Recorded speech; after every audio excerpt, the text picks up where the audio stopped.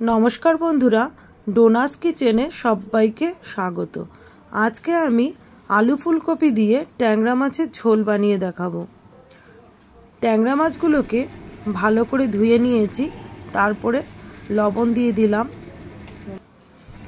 एबार हलुद दिए दिलाम, दिए माछगुलोके भालो करे मेखे नेब हलुद लवण दिए। और एटाके आमी 10 मिनट मतो रेखे देब। 10 मिनट हो गेছে, মাছগুলো থেকে একটু জল বেরিয়ে গেছে। এবার যা যা উপকরণ লাগবে সেগুলো দেখাবো। ফুলকপিটা আমি এইভাবে কেটে নিয়েছি, এরকম সাইজে। আলু একটা এরকম ভাবে কেটেছি। আর আছে টমেটো, টমেটোটা আমি মিক্সিতে পেস্ট করে নেব। টমেটো, কাঁচা লঙ্কা, তার সাথে আছে আদা আর দেব জিরা। এগুলো একসাথে আমি মিক্সিতে পেস্ট করে নেব। সামান্য আছে লঙ্কার গুঁড়ো, এখানে আছে ধনে গুঁড়ো, পেঁয়াজ কুচি আছে একটা পেঁয়াজ, লবণ আছে, হলুদ আছে, জিরেটা দেখিয়েছি, কালো জিরেটা দেখাইনি, কালো জিরেটা দেওয়ার সময় বলে দেব। এখানে আছে ধনেপাতা কুচি। ভাজার সময় আমি মাছটা সরষের তেল আর সাদা তেল দুটোই দিয়ে ভাজবো। প্রথমে সাদা তেল দিয়ে দিলাম, এবার সরষের তেল দিয়ে দিচ্ছি।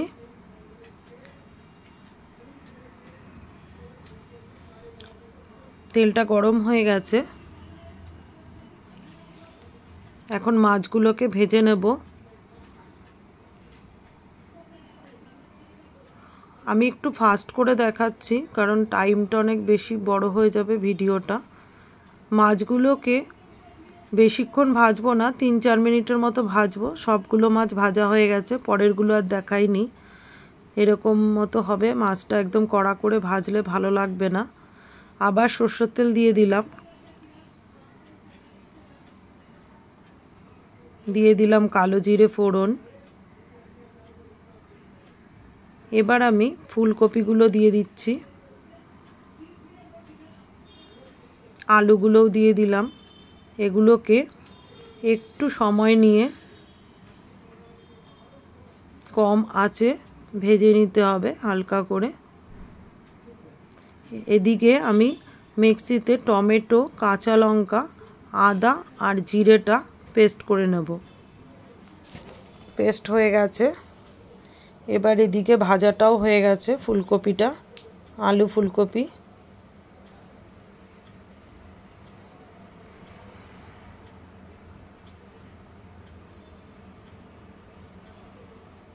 এরকম হয়েছে ভাজাটা ফুলকপির। এবার এটাকে তুলে নেব।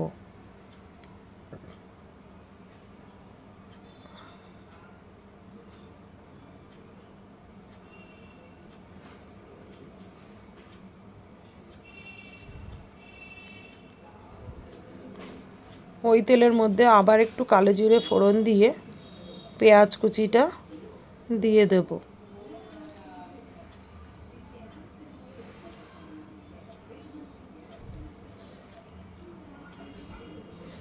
পেঁয়াজ কুচি দিয়ে এটাকে একটুখানি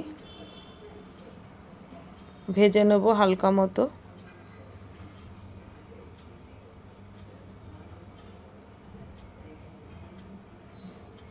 ভাজা হয়ে গেছে। এবার মিক্সিতে যেটা পেস্ট করেছিলাম সেটা দিয়ে দিলাম, এটা দিয়ে একটু কষিয়ে নিলাম। এবার দিয়ে দেব লবণ স্বাদ মতো। ফুলকপি আলুতে ভাজার সময় লবণ দিইনি, তাই একটু বেশি লবণ দিলাম, আবার লাগলে পরে দেব। হলুদ দিয়ে দিলাম। এবার এগুলোকে একটুখানি কষিয়ে নেব।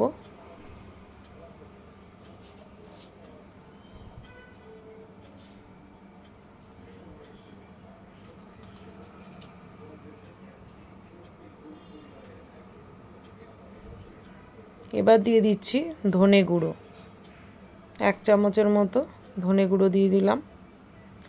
দিয়ে দেব সামান্য লঙ্কার গুঁড়ো, ঝালটা আপনারা আপনাদের মতো বুঝে দেবেন। এবার দিয়ে মশলাটাকে ভালো করে কষিয়ে নেব।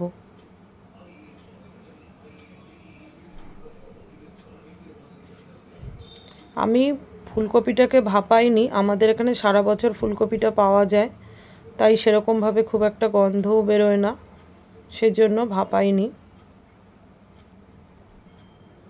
এবার ফুলকপি আলুটা দিয়ে দিলাম, দিয়ে এবার মশলাগুলোর সাথে ভালো করে মিশিয়ে নেব।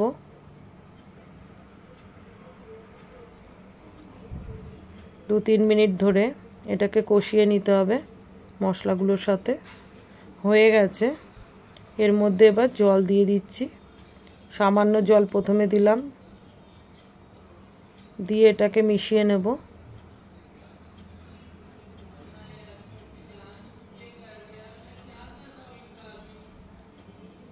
রান্নাটা একটু ধৈর্য ধরে করলে টেস্টটাও খুব ভালো আসে।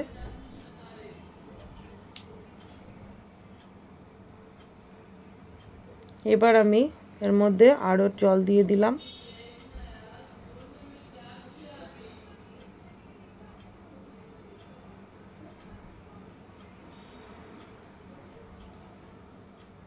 এবার ঢেকে দেবো একটু, যাতে ফুলকপিটা একটু সেদ্ধ হয়ে যায়। হয়ে গেছে, ঢাকনা খুলে মাছগুলো দিয়ে দিলাম।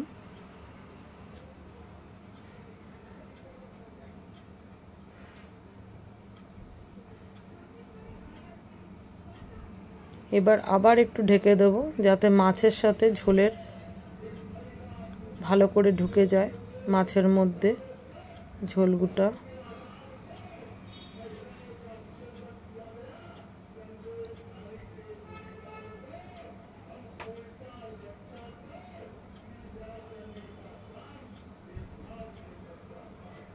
এবার হয়েই গেছে, ওপর থেকে ধনেপাতা কুচি দিয়ে দিচ্ছি।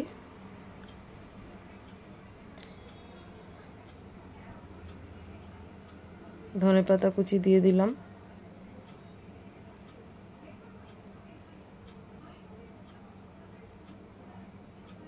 ধনেপাতা কুচি দিয়ে বেশিক্ষণ আর ফোটাবো না।